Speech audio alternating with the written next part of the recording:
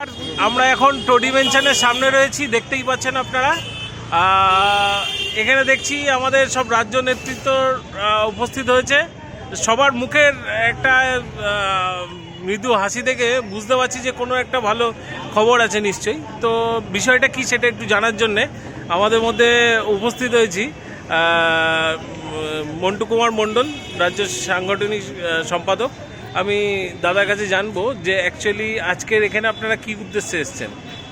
নমস্কার, আমরা এসেছি আজ আমাদের সমবায় ইউনিয়নের ভাইস চেয়ারম্যান আশিস চক্রবর্তী মহাশয়ের কাছে। আমরা আমাদের দেশকে একটা ঘোষণা সরকারের মাধ্যমে পেতে চাইছি, তাই আমরা একটা মঞ্চ স্থাপন করতে চাইছি কলকাতার থেকে, প্রচার মঞ্চ।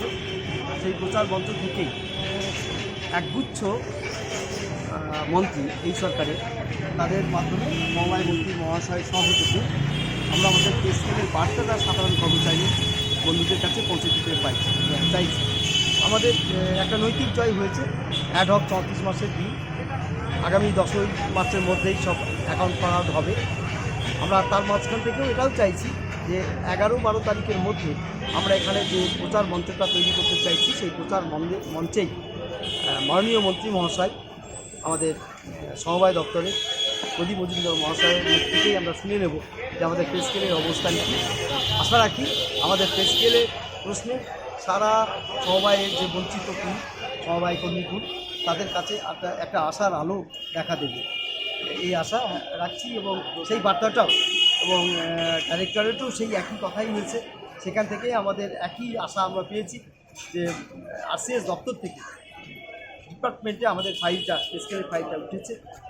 অতি সত্ত্বেও ওই ফাইলটা পুনরায় নিচে নেবেই মন্ত্রী মহাশয় রেকমেন্ড পাবে, এই আশা ভরসা আমাদের আছে। এবং আমাদের যে মঞ্চ, প্রচার মঞ্চ, সেই মঞ্চে মন্ত্রী মহাশয় তার ঘোষণা রাখবে, এই আশা সাংগঠনিক সম্পাদক হিসেবে রাখছি। এবং আপামর যে আমাদের কর্মচারী বন্ধু, সেই কর্মচারী বন্ধুদের কাছে এই বার্তা পৌঁছে দিতে চাইছি আপনার মাধ্যমে। এবং ইতিপূর্বে আমাদের একটা ঘোষণা ছিল 1330 এই নোটিফিকেশান নাম্বার, যা আগস্ট 2018 সালে আপনার প্রচার পেয়েছিল। এবং সেখানে বলা হয়েছিল 31-17 কোটি এলিজিবল সদস্য যারা আছেন তারা প্রত্যেকেই অ্যাডহকের আওতাভুক্ত আছে। আমরা দাবি রেখেছি আজ পর্যন্ত যে সমস্ত কর্মচারী বন্ধুরা অ্যাডহক আওতাভুক্ত হননি, তাদের অ্যাডহক আওতাভুক্ত করা হোক। এই দাবির পক্ষে আমাদের একটা প্রপোজাল পৌঁছে দিতে হবে, উদ্যোগ আমাদের সংগঠনগতভাবে নিতে হবে। এই বার্তাটাও আপামর আমাদের কর্মচারী বন্ধুদের কাছে পৌঁছে দিতে চাইছি। আপনার ইউটিউব চ্যানেল। ধন্যবাদ।